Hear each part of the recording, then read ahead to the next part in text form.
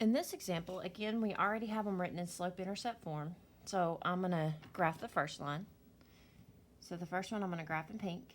So I do not have a b. When that happens, my y-intercept is going to be 0. So I'm going to start at 0. I have a slope of -4/3, so that tells me I have to go down 4 to the right 3. And I'm going to fill my coordinate plane up with points, down 4 to the right 3. I can also go up 4 to the left 3.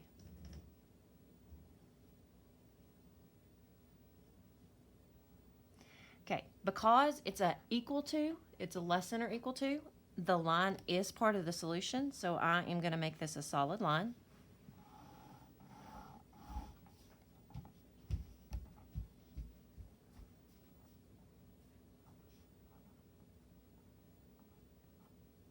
And then shade. It's less than.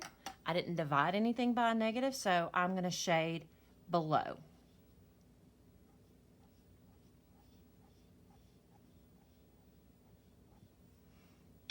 Everything below the line is part of the solution.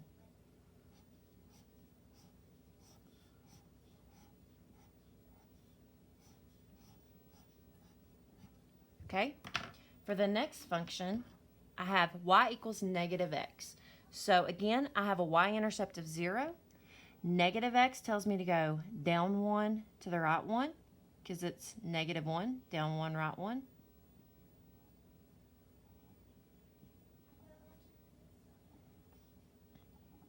I can also go up 1 to the left 1. The lines are real close together.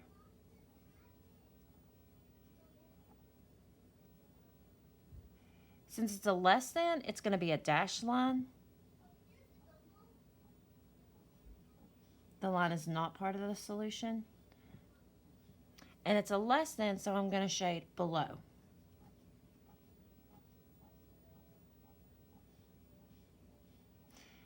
The lines are so close together, it's sort of hard to see the overlap in the two. So when I shade this one in the color that it needs to be shaded in,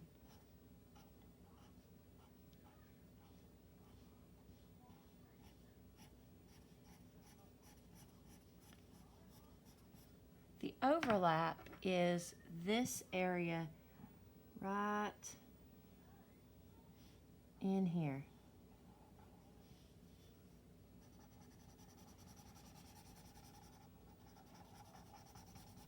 When you use Desmos, you can graph these on Desmos and you can get a better idea as to what they're going to look like.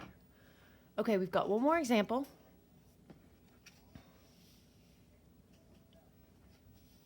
So on this one, I'm going to graph the one that's already written in standard form first. So y is greater than or equal to x minus 6. I have a y-intercept of -6. I have a slope of 1, so I'm going to go up 1, right 1.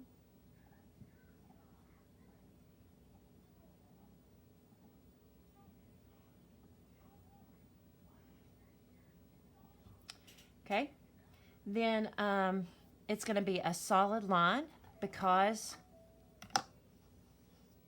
it's greater than or equal to, so the line is part of the solution. So it looks like this. Okay, and then it's a greater than or equal to, so that means I have to shade above the line.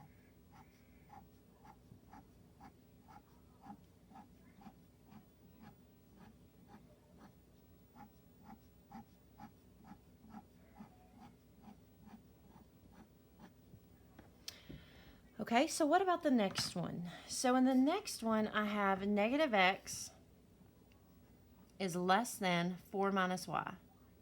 I need to get y by itself, and I have several options of getting y by itself, but what I want to do is I want to make it to where the y is on the left side, okay? It's just going to make things a lot easier whenever it comes to flip-flopping my symbol.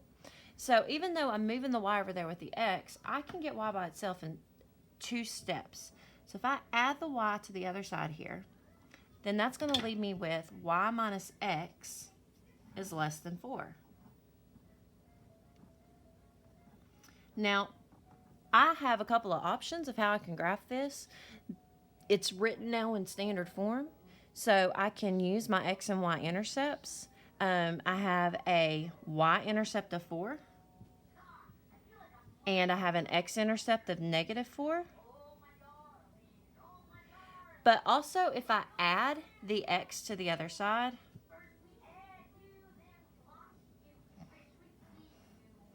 then I'm going to graph y is less than x plus 4, which tells me I have a slope of 1.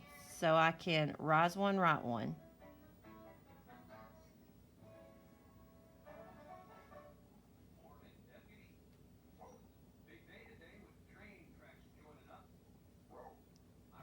Notice how my lines are parallel.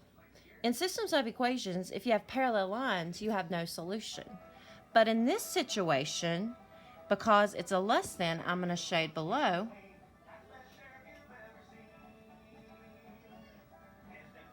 And my overlapping region is everything between these two lines.